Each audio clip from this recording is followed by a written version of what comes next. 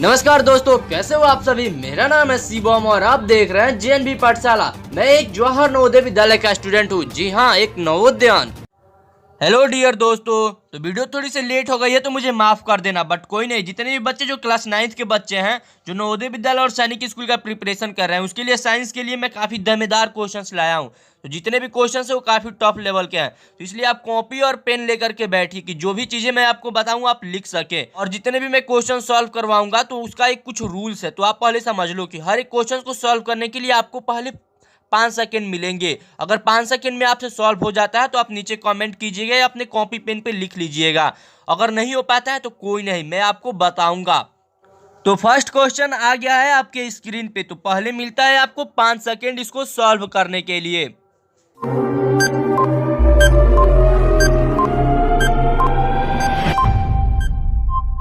अगर आपने question solve कर लिया है तो काफ़ी अच्छी बात है, अगर नहीं सॉल्व कर पाए हैं तो कोई बात नहीं, यानी आपको अभी भी प्रैक्टिस की ज़रूरत है। आप अपनी प्रैक्टिस पे फोकस कीजिए। अब इस क्वेश्चन को मैं आपको समझाता हूं। जैसे कि आपको पता है कि जो एंगल आई होता है वो एंगल आर के इक्वल होता है, यानी जो इंसिडेंस रो होता है वो रिफ्लेक्टेड एंगल के इक्वल होता है। अब यहाँ पे आप समझो, आपको पता है कि बीच में हम नॉर्मल ड्रा करते हैं, तो जब हम बीच में इसको नॉर्मल ड्रा करेंगे तो ये जो 60 डिग्री है, 60 डिग्री है, ये 30-30 डिग्री में कन्वर्ट हो जाएगा। और आपको पता है कि ये जो हमारा एंगल होता है यही हमारा एंगल कहलाता है इंसिडेंस एंगल। तो इस तरीके से ये हमारा हो जाएगा 30 डिग्री, यानी जो हमारा ऑप्शन ए होगा वो सही होगा। अब सेकेंड नंबर क्वेश्चन को आप सॉल्व करो। आपका टाइम स्टार्ट होता है अब।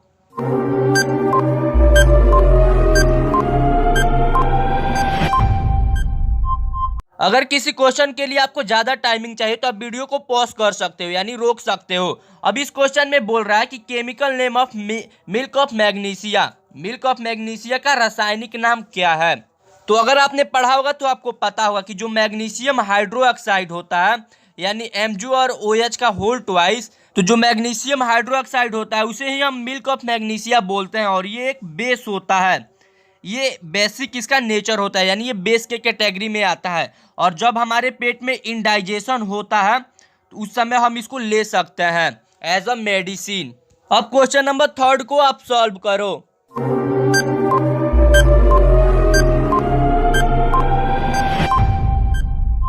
अब इस क्वेश्चन में क्या बोल रहा है कि chemical name of vitamin D3। अब विटामिन D3 के बारे में पूछ रहा है, और जबकि आपने नॉर्मली विटामिन डी के बारे में सिर्फ पढ़ा होगा, तो कोई नहीं। जो विटामिन डी होता है इसका जो केमिकल नेम होता है वो होता है कैल्सीफेरॉल, यानी सिर्फ कैल्सीफेरॉल होता है, यानी CALCI और FEROL, कैल्सीफेरॉल। लेकिन जो विटामिन D3 होता है इसका जो नाम होता है वो हो जाता है, इसके आगे बस CHOL लग जाता है, यानी कोल कैल्सीफेरॉल, कोल कैल्सीफेरॉल। इस तरीके से हमारा ऑप्शन बी सही है। तो क्वेश्चन नंबर 4 को आप फिर से सॉल्व करो।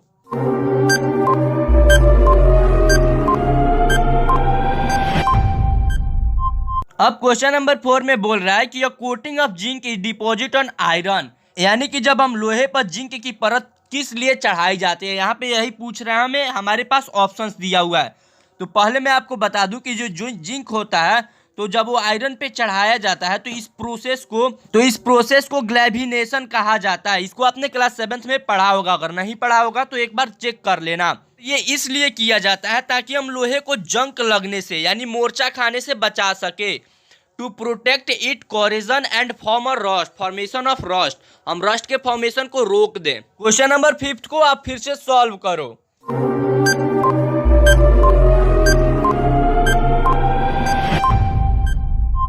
इस क्वेश्चन में बोल रहा है ना, कैंडल और the outer zone completely combination which is blue is. इसमें बोल रहा है कि एक जो मोमबत्ती जब जलता है तो इसकी जो पूर्ण दहन, जो बाह्य क्षेत्र होता है, उसकी जो बाहरी परत होती है वो नीला रंग का होता है। तो क्या होता है, यानी वो कम गर्म होता है, यानी मीडियम में होता है, या सबसे कम गर्म होता है, या वो सबसे ज्यादा गर्म होता है, इस तरीके से पूछ रहा है।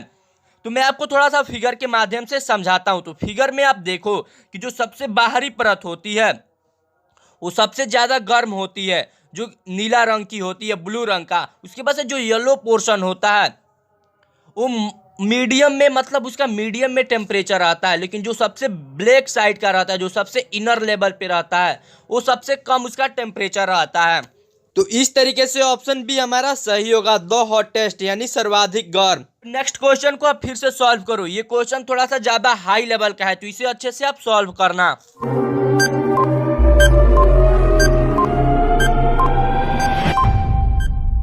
इस क्वेश्चन में बोल रहा है the heat is required to convert ice into water is called, यानी जब आइस जो होता है, जब वो वाटर में कन्वर्ट होता है, तो उस समय जो एनर्जी होती है वो कहाँ चली जाती है, इस प्रकार से मतलब पूछ रहा है। मैं आपको एक वीडियो के माध्यम से समझाना चाहता हूँ। इस वीडियो में आप देखो कि जैसे जो आइस जो है, जब वो कन्वर्ट होता है वाटर में, तो उस समय जो एनर्जी लगती है, जो एनर्जी की रिक्वायरमेंट होती है आइस को, क्योंकि आइस जो होता है, आपको पता है कि उसके जो मॉलिक्यूल्स होते हैं वो काफ़ी पास पास रहते हैं, तो जब उसको एनर्जी मिलेगी तो उसके जो इंटर मॉलिक्यूलर फोर्स होंगे वो आपस में डिस्ट्रैक्ट होने लगेंगे, अलग होने लगेंगे, और इस तरीके से जो एनर्जी होता है वो हमारा गुप्त ऊष्मा, एक प्रकार से मतलब लेटेंट हीट के रूप में वहाँ पे छुप जाता है।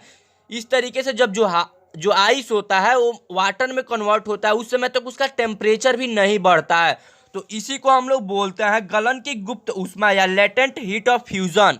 एक और चीज इसमें दिया है लेटेंट हीट ऑफ वेपराइजेशन। ये चीज तब होता है जब हम वाटर को ब्लोइंग पॉइंट पे ले जाते हैं 100 डिग्री सेल्सियस पे, और वाटर जब वेपर में बदलने लगता है तब ये प्रोसेस होती है कि जब तक कि पूरा वाटर वेपर में ना बदल जाए तब तक उसका जो टेम्परेचर रहता है वो 100 डिग्री सेल्सियस ही रहेगा। इस क्वेश्चन को आप फिर से सॉल्व करो।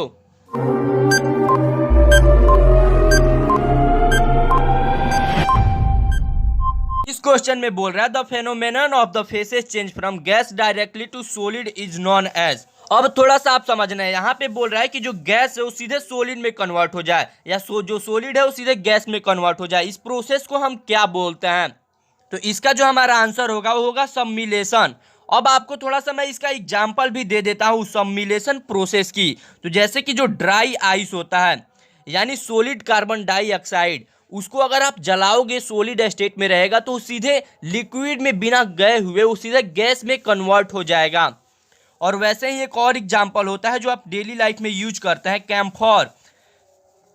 अब ये जो कैम्फर होता है कुछ लोग को नहीं समझ में आएगा, इसको हम कपूर बोलते हैं, जिसको कि आप मतलब पूजा के टाइम में यूज किया जाता है। अगर आप इसको जलाओगे तो ये बिना लिक्विड में कन्वर्ट हुए हुए सीधे गैस में कन्वर्ट हो जाता है। ये भी हमारा सबमिलेशन का ही एक एग्जांपल है।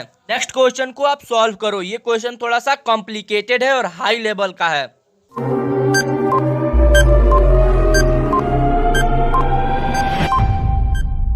इस क्वेश्चन में बोल रहा है the frequency of alternating current, यानी एसी करंट का फ्रीक्वेंसी जो होगा वो क्या होगा।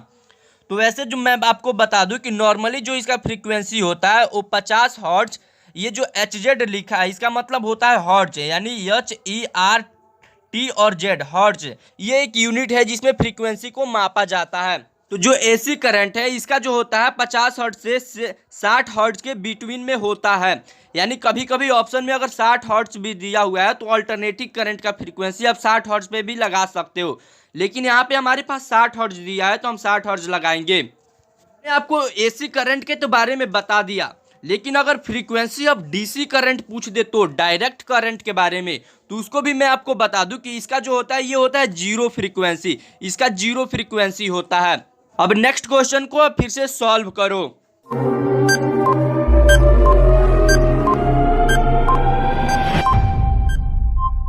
बाय द वे ये जो क्वेश्चन है ये काफी इजी है और आपके डेली लाइफ से मैंने लिया है। इस क्वेश्चन में बोल रहा है इन electric bulb tungsten wire is used because, जो टंगस्टन वायर होता है आपको पता है कि जो बल्ब होता है उसमें टंगस्टन वायर का यूज किया जाता है।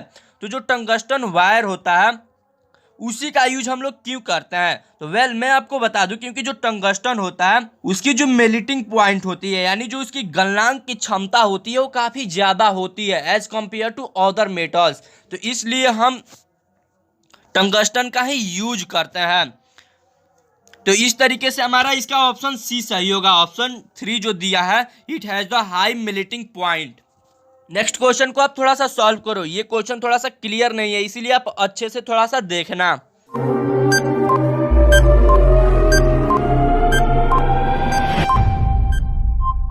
तो ये क्वेश्चन मैं थोड़ा सा आपको समझा देता हूँ। इस क्वेश्चन में पूछ रहा है कि turmeric is a natural indicator after mixing is paste in the separated acid and alkalis. अब ये एल्कलीज जो है इसको हम बेस भी बोलते हैं, यानी बेस को ये थोड़ा सा टॉप लैंग्वेज में बोला है।